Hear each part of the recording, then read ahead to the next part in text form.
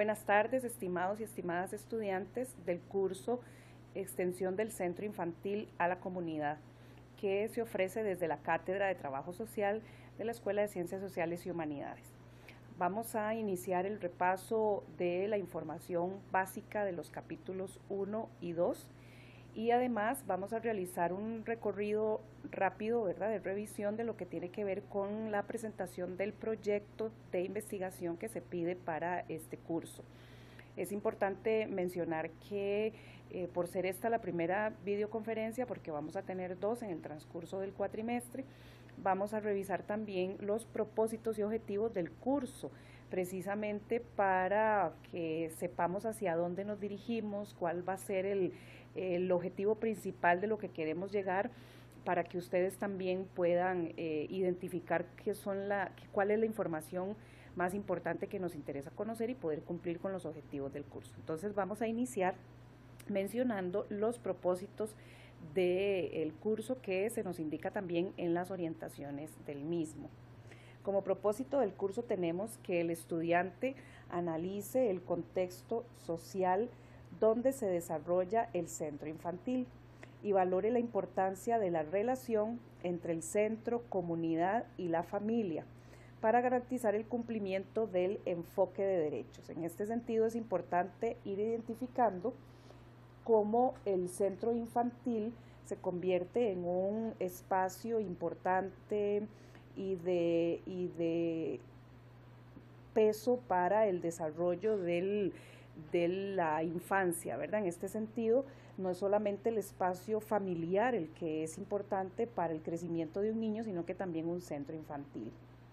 El siguiente propósito del curso es que se puedan identificar los principales elementos para el trabajo y acción conjunta, así como elaborar alternativas de un proyecto que permitan fortalecer la relación entre estos tres actores sociales. Estamos hablando de la familia, de la comunidad y del centro infantil. En este sentido es importante poder conocer e identificar que el centro infantil no solamente es un centro que esté encerrado en cuatro paredes, sino que también es un lugar que al recibir niños pues también está necesariamente en coordinación o relación constante con las demás personas, ¿verdad? Entonces en este caso pensemos que no es solamente un lugar donde los niños están, como decimos, fuera, encerrados, ¿verdad?, sino que están en relación constante con la comunidad. Como objetivos de aprendizaje, el curso también nos presenta, ¿verdad?, como les decía, que lo tenemos en las orientaciones académicas, el objetivo general. En este caso vamos a decir que tiene como principal propósito el analizar e interpretar el contexto social donde se desarrolla el centro infantil, con el fin de articular acciones, proyectos entre el centro infantil, comunidad y familia, que le permita garantizar el cumplimiento de los derechos de la niñez y adolescencia en corresponsabilidad con otros actores sociales. Aquí hago el énfasis en esta última frase que habla de la corresponsabilidad con otros actores sociales, porque nos quiere decir que la infancia, como cualquier otra población de nuestro país, pero en este caso que nos ocupa con este curso, la infancia no es solamente responsabilidad de un centro educativo o de una institución o inclusive de una misma familia, sino que todos como sociedad tenemos alguna responsabilidad en el desarrollo integral de los niños. Por lo tanto, cuando hablamos de poder vincular un centro infantil con la comunidad, es porque también estamos intentando demostrarle a la comunidad, a la sociedad en general, de que nuestros niños son eso, como bien lo dice la frase, nuestros niños, ¿verdad? Que en realidad los niños pues tienen su familia y lógicamente tienen sus formadores y lógicamente asisten a centros educativos que son sus padres o responsables los que han decidido matricularlos en tal centro, pero esta relación que se quiere dar a entender del centro con la comunidad es precisamente para que entendamos que también tenemos responsabilidades adquiridas en sociedad, ¿verdad? Como su palabra lo dice, ¿verdad? ¿Qué quiere decir esto? Que el desarrollo integral de un niño nos corresponde también, que si somos testigos de algún abuso, alguna agresión, alguna situación de negligencia contra un niño, pues también la sociedad está llamada a proteger o por lo menos a denunciar esa situación para que el niño deje de enfrentar esta situación. Entonces vamos a ir viendo esta relación, que también no es solamente decir para qué identificar un centro infantil en la comunidad, no, sino que también entendamos que es por esa corresponsabilidad que tenemos como diferentes actores sociales. Entonces, en ese sentido es muy importante comprender ese objetivo de aprendizaje como el objetivo general que tenemos, ¿verdad? Tenemos también algunos objetivos específicos que son los que queremos cumplir con este curso, y es uno de ellos, adquirir conocimiento del enfoque de derechos de niñez y adolescencia y sus implicaciones en el abordaje de esta población en los centros infantiles. Lógicamente aquí estamos hablando de que el enfoque como general tiene nombre enfoque de derechos de niñez y adolescencia, ¿verdad? Porque en nuestro país pues es una población que tenemos segmentada entre esas edades, ¿verdad? De los 0 a los 18 años, 17 años, 11 meses, 29 días. Establecer las diferencias entre las comunidades con el fin de orientar las intervenciones hacia los niños que asisten a estos centros infantiles. Como lo vamos a ver más adelante, es para que podamos identificar en el curso las diferencias que hay entre las comunidades urbanas y las comunidades rurales, y que lógicamente eso incide sobre la intervención que se tiene sobre la niñez. Como tercer objetivo específico tenemos analizar los vínculos e interacciones que se establecen entre la familia, centro infantil y la comunidad para identificar la contribución de estos actores en el aprendizaje y protección integral de los niños, niñas que se encuentran en la etapa de la primera infancia. Como lo dije anteriormente, pues aquí también es conocer esos vínculos e interacciones, pero precisamente entendiendo esa corresponsabilidad que tiene la comunidad con los niños que asisten a centros infantiles. Como cuarto objetivo específico, tenemos que el curso pretende adquirir los principios teóricos, metodológicos de la elaboración de diagnósticos y de la planificación y programación de proyectos que fortalezcan la relación entre centro infantil, comunidad y familia. Precisamente como lo vemos aquí en este objetivo, se pretende que no solo conozcamos teoría desde la infancia, desde los centros infantiles o las comunidades, sino que también aprendamos a poder elaborar esos diagnósticos, así como planificar y dirigir proyectos que estén relacionados con el tema que nos ocupa, que es el centro infantil, la comunidad y la familia. Ahora nos vamos a referir a la temática específica que tenemos en los capítulos, como les decía al inicio, capítulo 1 y 2, que vamos a revisar de manera general en esta videoconferencia, con el fin de preparar un poco la información que va a entrar en el primer ordinario. El capítulo 1, que está en el documento de estudio, está conocido, identificado como el nuevo paradigma de niñez y adolescencia. Es importante entender que hay información que se incluye en esta unidad didáctica con el fin de que podamos identificar legislaciones infanto-juveniles que se han dado por muchos años, en realidad inclusive siglos, para comprender y para atender a la población infanto-juvenil de América Latina, que lógicamente nuestro país no está exento de esta legislación, y que por lo tanto hacemos ahora un recorrido de ella con el fin de que entendamos cuál es la visión que se tenía o tenemos actualmente de nuestros niños. En este sentido, como bien lo vengo indicando en el capítulo 1, el nuevo paradigma de niñez y adolescencia, habla de la doctrina de la situación irregular. Esta es una doctrina a través de la cual se visualizaba, como decir, una legislación o una serie de teorías sobre las cuales se identificaba o se visualizaba la niñez. Estamos hablando de que esta es una doctrina que predominó por al menos 2 siglos, ¿verdad? Y específicamente en América Latina, en esta región, que tenía algunas particularidades que son las que vamos a ir comentando. La primera de ellas es que las personas menores de edad eran consideradas como objetos de protección por parte del Estado, es decir, toda situación que pasaba con un niño, inclusive adolescente también, no se le responsabilizaba al padre o a la madre, sino que se creía que era situación del Estado. Entonces, prácticamente papá y mamá estaban minimizados en su labor de crianza, ¿verdad? Era el Estado el que asumía completamente esa protección.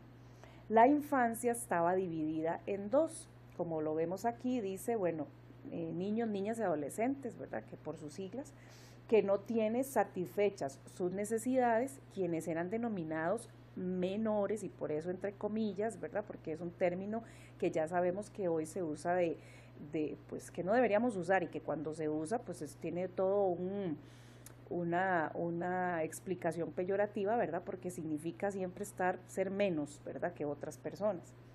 Y la otra infancia, como era considerada en ese momento, era la niñez, que sí tiene satisfechas sus necesidades, y entonces estos sí eran denominados niños. Como vemos la diferencia, ¿verdad? La niñez estaba dividida en 2, entonces aquellos que no tenían sus necesidades satisfechas en realidad eran los niños que se asociaban con zonas conocidas en aquel entonces también como zonas marginales, como zonas pobres, ¿verdad? Como zonas completamente donde, pues, lógicamente entendemos que no hay situaciones favorables de desarrollo para los niños, sino que más bien son zonas donde los niños estaban expuestos a múltiples factores de riesgo. Entonces, precisamente por estar expuestos a factores de riesgo, a vivir en zonas vulnerables, a ser niños pobres, la situación social alrededor de ellos pues era completamente más en contra de ellos para su desarrollo. Entonces, eso podía provocar que estos niños o adolescentes incurrieran en actos delictivos. Entonces, por eso es que hablamos de que en esas épocas y bajo esa doctrina, bajo esa concepción, se criminalizaba también la pobreza, porque entonces quienes eran criminales eran los niños o adolescentes que venían de barriadas o que venían de ciertos lugares que eran considerados pues zonas de riesgo o zonas vulnerables, ¿verdad? Entonces, en este caso, hablamos de esos que eran los conocidos como menores, a ellos no se les identificaba como niños, y básicamente los que eran conocidos o identificados como niños eran aquellos niños o niñas, ¿verdad?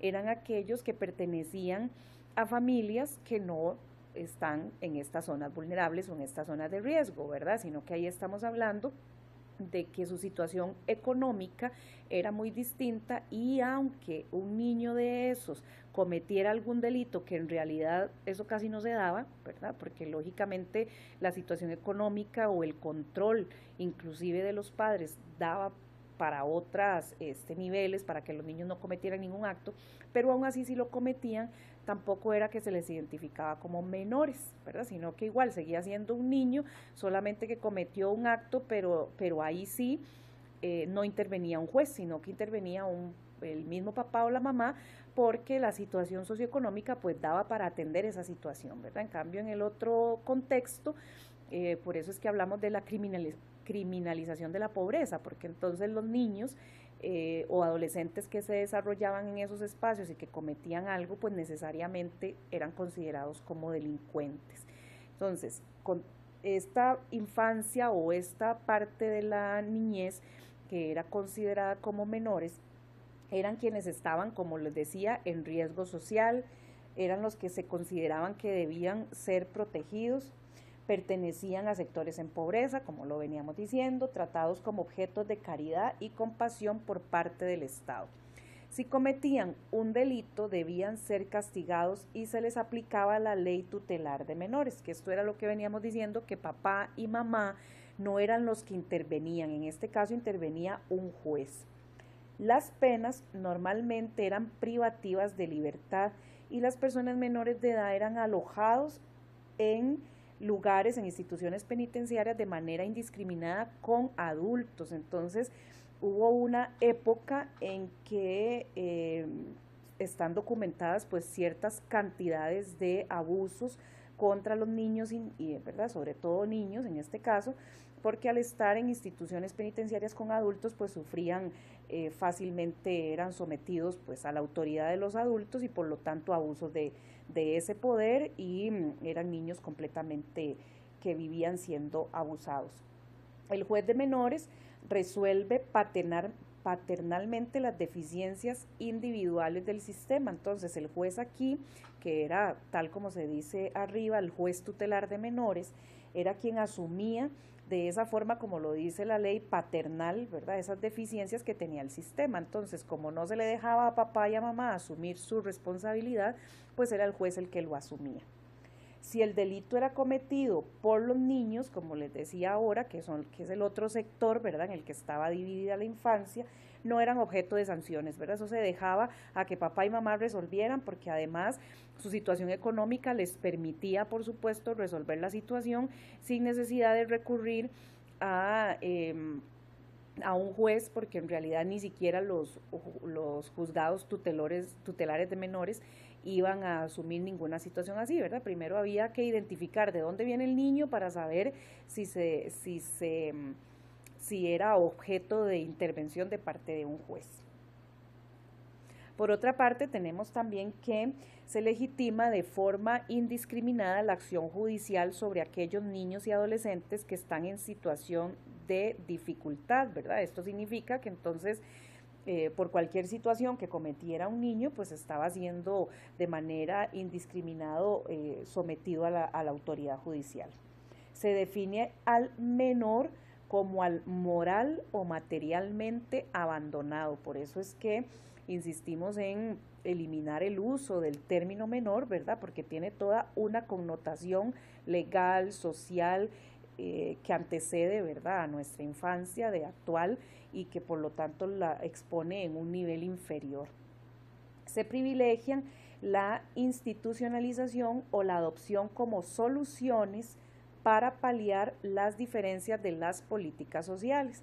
Como bien entendemos, nosotros pues hoy en día sabemos que las políticas sociales tienen que estar orientadas más bien a buscar el desarrollo integral de las personas menores de edad, en este caso hablando de una política social orientada a la infancia.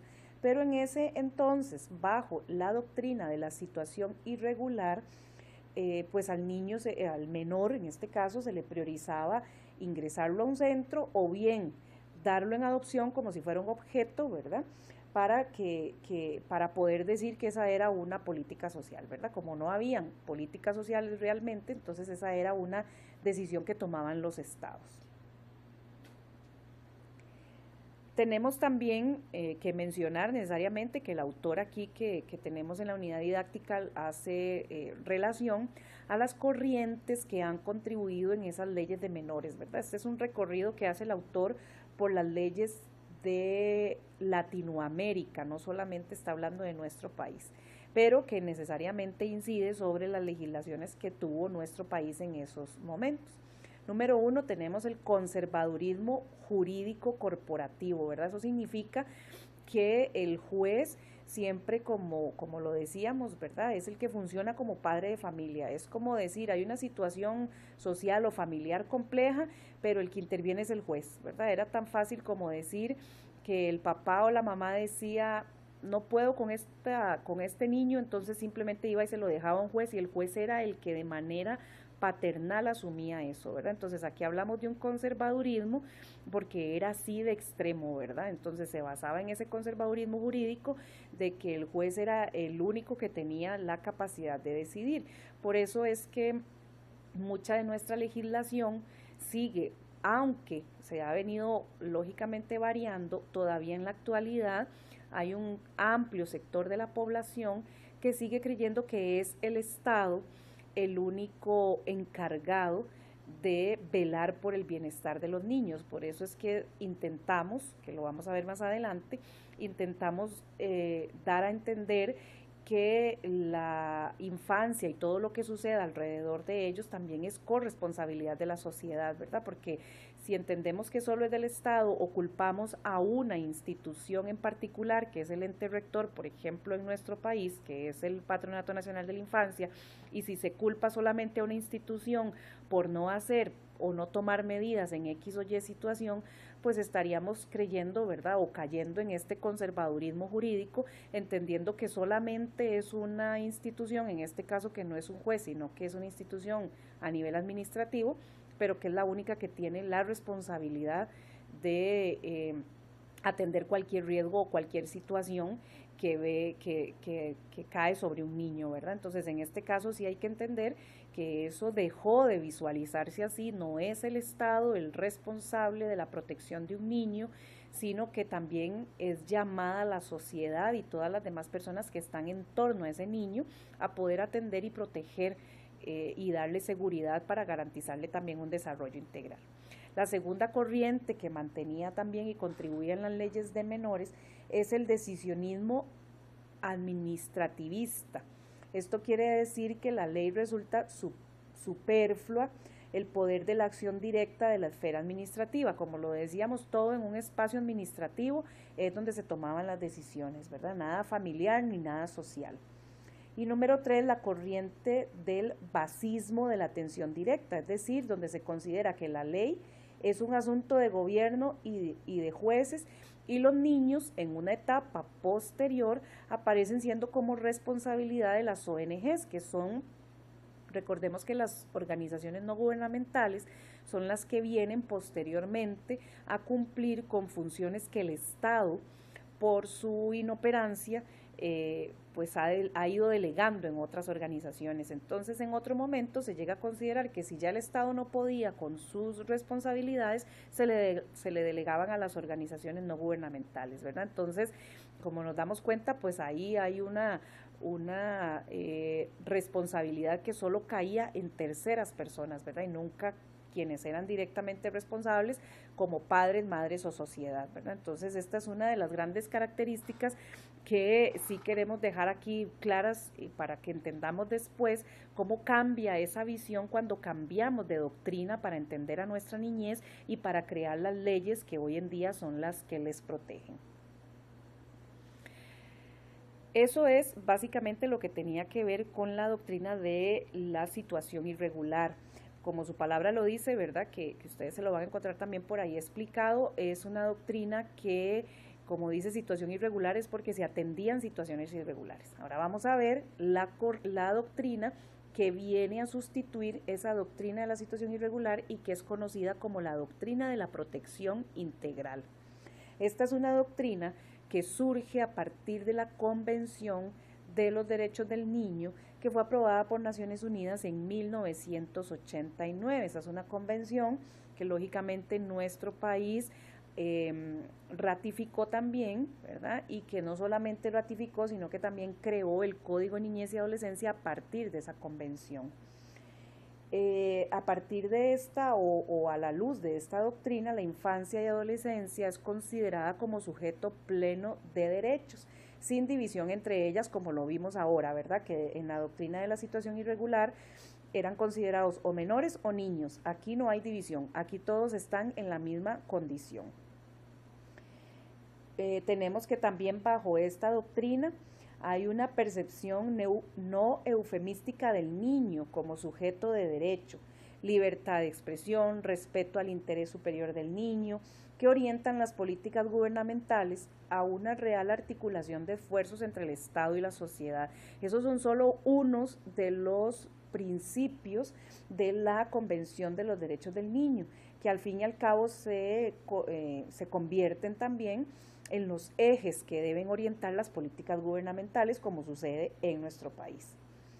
También bajo esta doctrina entendemos que no están las personas menores de edad en situación irregular. Veamos aquí la diferencia, ¿verdad?, entre la anterior doctrina, que se llamaba de la situación irregular, sino que la persona, dice, vamos a ver, sino la persona o institución responsable por la acción u omisión. En este caso, quiere decir que no es que es el niño el que está en situación irregular, sino que aquí estamos trasladando ya, ahora sí, esas responsabilidades que descansaban anteriormente en un juez tutelar de menores, ahora volvemos la mirada hacia papá, hacia mamá, hacia la sociedad, ¿verdad? Y no vamos a decir que es el niño el irregular o que es el niño o el menor el que está en una situación irregular por X o Y circunstancia, sino que es porque la situación en la que está el niño, llámese siendo víctima de negligencia, de abuso o de cualquier situación, es precisamente porque es efecto de algo que está cometiendo o que está omitiendo un adulto, entonces, o una institución, ¿verdad? Entonces, en este caso, volvemos la mirada, como les decía yo, hacia los responsables de las personas menores de edad, ¿verdad? Que en este caso estamos hablando de todas las personas que están en su entorno y en este caso de este curso también para que logramos entender que los centros infantiles pues lógicamente también tienen su corresponsabilidad en esa protección y en ese cuidado. También bajo esta doctrina se asegura jurídicamente el principio de igualdad ante la ley. Como lo veíamos anteriormente, los niños, ¿verdad?, haciendo la diferencia con los menores, eran los que no podrían cometer cualquier delito que no eran sancionados. Aquí todos son iguales ante la ley. Se refiere a un conjunto de instrumentos jurídicos de carácter internacional. Aquí estamos hablando de que la doctrina de la protección integral no solo va a hablar en el caso de Costa Rica del Código de Niñez y Adolescencia, sino que tenemos una amplia gama de legislación en materia de niñez que protege, ¿verdad?, toda la niñez, precisamente para garantizar un desarrollo integral, ¿verdad? Entendiendo de que no es solamente con un código y ya suficiente, ¿verdad? Sino que también, bueno, en nuestro país podemos mencionar muchos y también tenemos políticas dirigidas específicamente a la niñez que ponen en práctica, ¿verdad?, estas legislaciones. Como conclusiones importantes de este capítulo vamos a decir que la persona menor de edad pasó de ser objeto de compasión y lástima a sujeto social pleno de derechos. Aquí sí tenemos que lograr entender cómo históricamente hemos tenido un cambio importante en esa visión, ¿verdad? Recordemos que pues cuando estudiamos un poquito nuestras sociedades desde siglos anteriores, vamos entendiendo que hay poblaciones que siempre fueron más débiles ante otras poblaciones.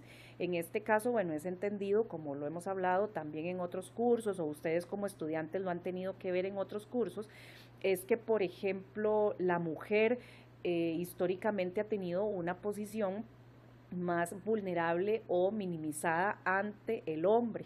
En este caso, los niños, ¿verdad?, también ha sido una población que ante el adulto también se ha visto siempre minimizado, desvalorizado, ¿verdad? Entonces el niño, cuando hablamos de que era visto como un objeto de compasión, también estamos hablando de que era visto como precisamente como un objeto al que yo decido qué pasa y en algún momento ni papá ni mamá, sino la ley, sino un juez, ¿verdad? Y poner, por ejemplo, penas o castigos hasta de maneras indiscriminadas sin tomar en cuenta el proceso de crecimiento que está teniendo ese niño o lo que está recibiendo de su entorno y que por qué está actuando de tal o cual forma, ¿verdad? Entonces, en este caso sí lograr entender cómo históricamente hemos tenido este cambio de visión y cómo debemos seguir comprendiendo ese cambio, ¿verdad? Porque entonces esto no ha sido de la noche a la mañana, ¿verdad? Cuando hablamos de niñez y de cambios de paradigmas,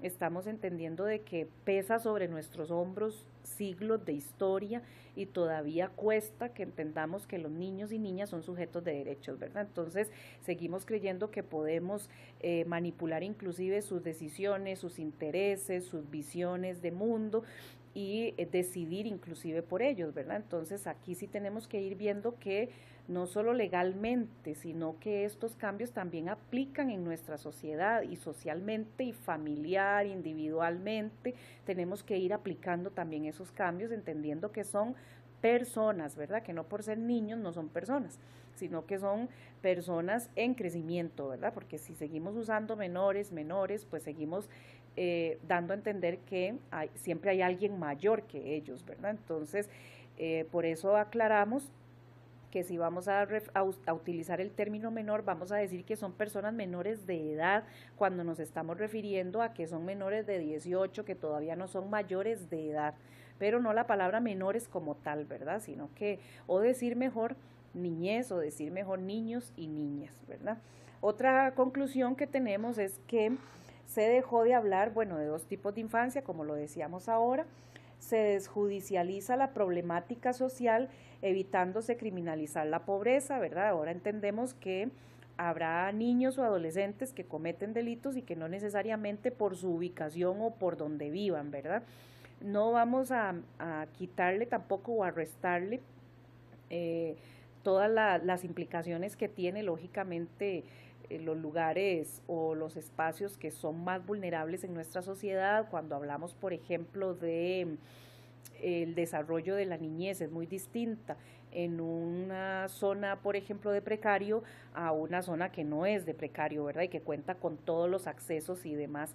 Entonces, pero con esto sí queremos decir que no, por eso es que de ahí es donde están los niños o los adolescentes que delinquen, ¿verdad? Porque no necesariamente es por eso. Entonces, a partir de esta nueva doctrina, es que entendemos que si cometen un delito, igual cometen un delito y no necesariamente están asociados a una condición de pobreza, ¿verdad? Entonces intentamos a partir de esto de no criminalizar la pobreza.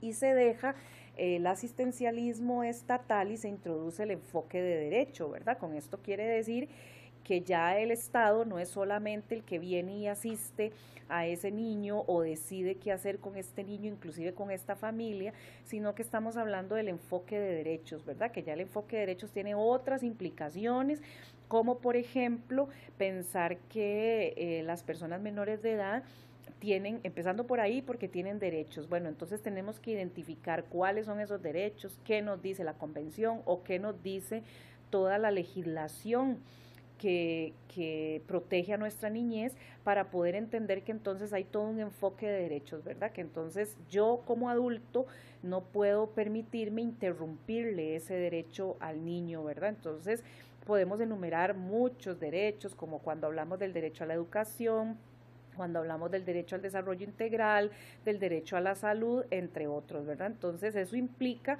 ponernos los lentes del enfoque de derechos y entender que no es solamente que al niño le vamos a satisfacer su necesidad, ¿verdad? Entonces, en esta doctrina también entendemos ese paso que se da desde el concepto de necesidades, es decir, que yo no soy un niño necesitado, sino que soy un niño con derechos. Dejamos de hablar de necesidades para hablar de derechos. Entonces, ese es otro cambio conceptual importante que se da entre estas dos doctrinas. Ahora vamos a hacer un rápido recorrido sobre el capítulo 2, que tiene que ver con comunidades rurales y urbanas.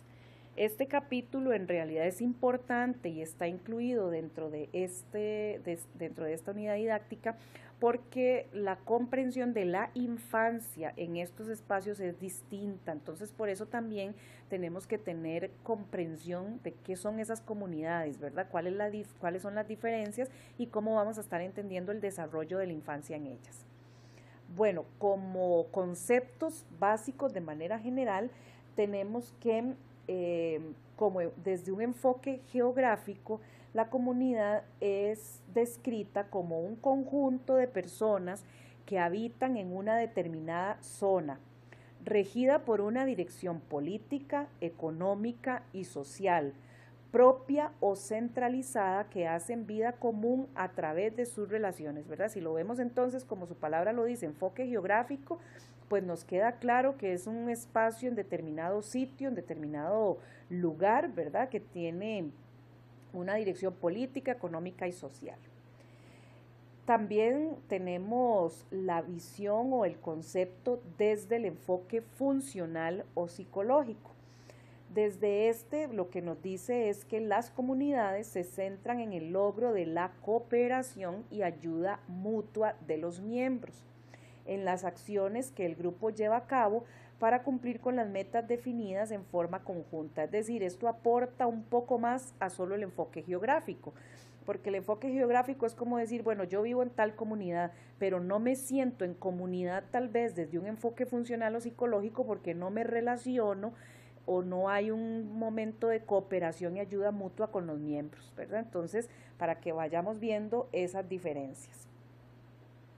Y tenemos también una visión desde un enfoque desde el trabajo social que nos amplía un poco más y nos dice que es un colectivo que tiene una base territorial más o menos delimitada, atraviesa por todos los procesos demográficos naturales, presenta un sistema común de participación en ideas, valores, costumbres y tradiciones, presenta un sistema de organización y estratificación social que lo diferencia de otras comunidades. Aquí lo que nos dice, adicional al espacio geográfico y adicional al compartir entre sus miembros, es que también en esa participación estamos intercambiando ideas, valores, costumbres, tradiciones y que lógicamente eso la diferencia de otras comunidades. Es importante también mencionar que en esta unidad didáctica pues se hace referencia a esas realidades que afectan a los habitantes de zonas rurales, precisamente para ir comprendiendo también cómo son entonces los niños y niñas de estos lugares y por lo tanto también los centros infantiles. Las comunidades rurales son afectadas por factores que limitan su desarrollo y provocan que éstas vivan sometidas a las decisiones de los terratenientes o de los grandes empresarios. Aquí entonces hablamos de que las principales realidades que afectan las zonas rurales son, por ejemplo, las vías de comunicación en mal estado, calidad de los servicios básicos, problemas con el transporte, carencia de efectivos programas comunitarios por parte de organismos locales, institucionales y gubernamentales y carencia de fuentes de empleo. En este tema es importante mencionar que hay realidades que no, bueno, como lo hemos venido viendo en nuestro desarrollo, que no solamente ya pueden ser afectaciones de zonas rurales, ¿verdad? Porque también si vemos las divisiones que tenemos entre las diferentes comunidades, también en las mismas comunidades urbanas a veces hay sectores que son un poco más relegados precisamente por estar tal vez en una zona de precario o en una zona vulnerable, ¿verdad? Que aunque esté en zona urbana, no necesariamente tiene acceso también a todo lo que tienen acceso las zonas urbanas desarrolladas, ¿verdad? Porque, por ejemplo, aquí nos están diciendo que una de las características de las zonas rurales son las vías en mal estado. Sin embargo, podemos pensar en que traslademos esta información a zonas de precario, por ejemplo, y son zonas en las que precisamente por ser asentamientos informales, las organizaciones, las instituciones gubernamentales y demás no realizan esa inversión que se puede realizar en zonas urbanas que no son informales, cuyo desarrollo pues estaría adecuado y regulado por las instituciones como tal, ¿verdad? Pero en este caso sí es importante que entendamos que si bien es cierto, hay algunas características de zonas rurales que podríamos aplicar a algunos espacios en zonas urbanas, pues es importante entender que aquí el autor quiere hacer referencia pues a estos lugares que son mucho más lejanos de centros que están mayormente poblados, ¿verdad? Entonces, por eso se nos está diciendo que los accesos son más difíciles, que no hay una calidad de servicios básicos, ¿verdad? Puede ser que no llegue bien el servicio de agua potable o que no tengan electricidad o, por ejemplo, en el caso de estudiantes que muchas veces, aunque sean de zonas rurales, pues no tienen una buena conexión, por ejemplo, con internet, ¿verdad? Entonces también hay ciertas circunstancias que sí pueden afectar en mayor medida a las zonas rurales, ¿verdad? Entonces por eso es que sí es importante que podamos identificar estas diferencias. Este es el recorrido, digamos, general que realizamos ahorita de los primeros 2 capítulos de la unidad didáctica. Ahora lo que voy a revisar un poquito también para que quede claridad es el proyecto y los objetivos y los requisitos que se piden para el cumplimiento del curso, ¿verdad? Que también tiene que ver con toda esta parte teórica que estamos revisando, ¿verdad? Pero que sí tiene que ver también con la parte ya como el desarrollo metodológico de todo esto que venimos viendo de manera teórica. Importante mencionarles que en el capítulo 1 también se incluye la política nacional de niñez y adolescencia que está vigente aún en nuestro país, ¿verdad? Esa política en realidad es importante que ustedes de manera general pues la revisen, la lean, ¿verdad? Y la conozcan porque es un instrumento que guía el accionar de las diversas instituciones, tanto a nivel nacional como a nivel local, ¿verdad? La política nacional de niñez y adolescencia presenta ejes estratégicos, ejes de intervención que tiene que ver con lo que el país debe desarrollar para asegurar un desarrollo integral de la niñez, ¿verdad? Entonces, sí es importante mencionar que esa política pues está incluida ahí, ¿verdad? Que no la traje específicamente y tan desarrollada para esta videoconferencia, pero que sí ustedes identifiquen cuáles son esos ejes en que se divide la política, ¿verdad? Qué es lo que trabaja específicamente, qué atiende directamente y cuáles acciones en particular están llamados el Estado o los gobiernos locales inclusive a desarrollar para cumplir con ella, ¿verdad? Entonces, ahora vamos a revisar lo que es el proyecto en particular, que es el que hay que presentar. Vamos a ver, el proyecto se presenta en la semana del 23 al 27 de julio. Este proyecto tiene como nombre el uso de las nuevas tecnologías en la población infantil hasta la edad de 6 años y su impacto en su desarrollo integral. Como objetivos tiene llevar a cabo por parte de la o el estudiante un diagnóstico donde se investigue la condición a la cual se enfrentan los niños y niñas hasta la edad de 6 años en lo concerniente a la utilización de nuevas tecnologías. Y el segundo objetivo es estructurar un proyecto con una propuesta que permita la participación activa de la familia y la comunidad en la solución del problema descrito. Como lo vemos en ambos objetivos, el primero de ellos es que tiene que haber un diagnóstico. Ustedes como estudiantes van a tener que desarrollar un diagnóstico. Y la segunda parte es estructurar el proyecto. Eso sí, hay que tener claro que no es que se les pida que el proyecto se tiene que desarrollar como tal, ¿verdad? Sino que cuando ustedes ya en el diagnóstico van a identificar X o Y necesidades, ¿verdad? Con lo que tiene que ver con relacionado con el tema, pues van a definir o crear un proyecto que sería como para que en el centro educativo o en el centro infantil lo desarrolle, ¿verdad? Entonces, el diagnóstico debe llevar, bueno, todo esto está en las orientaciones académicas, pero sí quise que lo revisáramos un poco, ¿verdad? Precisamente para aclarar algunas de las dudas. El diagnóstico dice que debe llevar una introducción, ¿verdad? Bueno, que en algunos detalles dice deberá explicar en una página como máximo en qué consiste el diagnóstico y la importancia del mismo para la relación del centro infantil con la comunidad. Los objetivos, debe presentar objetivos, ese diagnóstico debe llevar un marco de referencia, que ese marco de referencia lo que debe incluir es caracterizar a la comunidad, ubicarla de forma geográfica, dónde es que está el centro infantil, describir el tipo de comunidad, si es rural, si es urbana, el total de la población que asiste, dividida por grupos de edad, especificando el número de niños, ¿verdad? Y puede ser la relación también de esa cantidad de niños en relación con la cantidad de niños del cantón, ¿verdad? Que cuántos niños de esos pues tienen acceso al centro infantil. Después, bueno, recopilación de la información, ¿verdad? Que tiene que ver con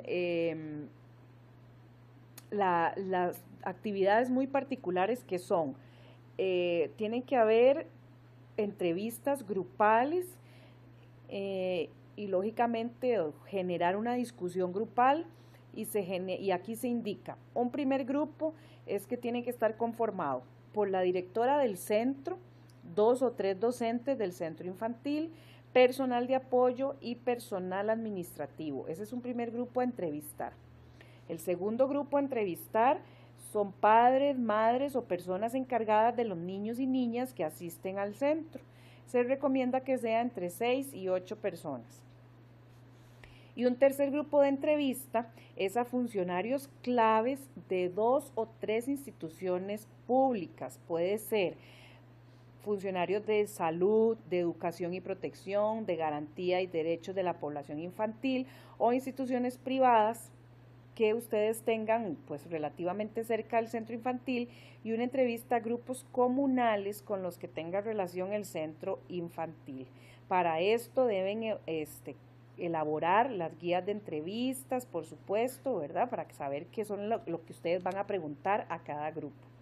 Como quinto punto, pues debe haber una síntesis y análisis de la información, que en este apartado pues no es que deban colocar las entrevistas, sino que ustedes lo que deben hacer es una síntesis de todo lo que lograron identificar en las entrevistas realizadas, y presentan, por supuesto, las conclusiones, ¿verdad? Y estamos hablando del diagnóstico. Recuerden que el diagnóstico es qué es lo que encontré, qué investigué, ¿verdad? Con esas entrevistas, qué fue lo que logré identificar, y no olviden el tema y los objetivos que ustedes tienen que plantear, ¿verdad? Que tiene que ver con el uso de las nuevas tecnologías. Y el segundo punto, que es la formulación del proyecto, ya ustedes a partir de ese diagnóstico que realizaron van a elaborar un proyecto de intervención que, como les decía, no debe ser ejecutado por ustedes, solamente plantearlo teóricamente. Deben apoyarse en el capítulo 3 de la antología, que es el de la participación en el aula escolar rural, un reto para la transformación. Y por supuesto, como todo proyecto, debe incluir el nombre, la fundamentación, objetivos, metas, localización, actividades, ubicación temporal, recursos, etapa de evaluación. Con esto, bueno, como ustedes nos han podido ver y revisar en las orientaciones académicas, y vamos a dar por entendido y concluido el curso, ¿verdad? Que ya se finaliza con la presentación del proyecto, donde ustedes van a poder dar a conocer efectivamente todo lo que aprendieron durante el cuatrimestre, y por supuesto a partir de las lecturas que tienen que realizar. Sí, como recomendación, siempre es importante decirles que esa identificación del centro infantil debería estar sucediendo desde ya en este momento. Si bien estamos apenas iniciando el cuatrimestre, pues también es importante que ustedes vean que para el desarrollo de ese diagnóstico pues se lleva suficiente tiempo, ¿verdad? Hay que aplicar entrevistas, primero tienen que crear la guía de entrevistas, tiene que haber un desarrollo teórico importante para que ustedes puedan ir y realizar el diagnóstico. Y después de haber hecho el diagnóstico, de la información que ustedes obtuvieron, pues tienen que venir a elaborar un proyecto, ¿verdad? Entonces, si ustedes lo ven, es una elaboración que va a llevar su tiempo, ¿verdad? Y además, como implica realizar entrevistas en un centro infantil, es importante que empiecen a identificar a cuál centro infantil van a ir. Otra cosa muy importante, ¿verdad? Que ustedes si requieren la autorización para participar en una entrevista en un centro infantil, pueden pedir en su centro universitario donde matricularon, ¿verdad?, una carta donde se diga que ustedes son estudiantes de este curso, ¿verdad?, y que para eso deben realizar un proyecto, ¿verdad?, como parte de ese curso, para que les den la autorización de hacer las entrevistas y demás, ¿verdad?, y toda la información que ustedes requieran obtener de ese centro.